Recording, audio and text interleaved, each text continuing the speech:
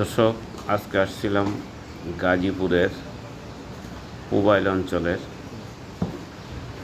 মীরের বাজার এলাকায়। তো এখানে এসে আজোয়া এগ্রো ফার্ম ভিজিট করতে আসছিলাম। তো গরুগুলো বেশ ভালোই, মাশাআল্লাহ, সুন্দর সুন্দর গরু দেখা যাচ্ছে।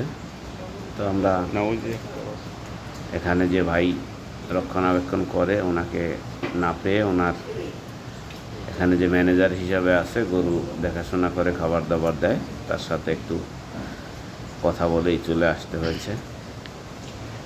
এটা প্রেগনেন্ট গরু, ফালাফালি করে গরুটার দাম চেয়েছিল এই লালটা 2 লক্ষ টাকা। গেলে আর ফালাই না তো। তো এর একটা গরু আছে, আমাদের দেখি একটু করছে, আসলে অপরিচিত লোক, যে কারণে হয়তো একটু করছে। দেখুন আর একটা গরু,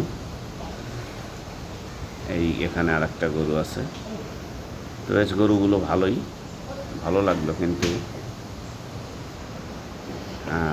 আমাদের একটা উদ্দেশ্য ছিল, যদিও গরুগুলো দেখতে গেছিলাম। তো আসলেও এই গরুটা একটু বয়স বেশি মনে হচ্ছিল।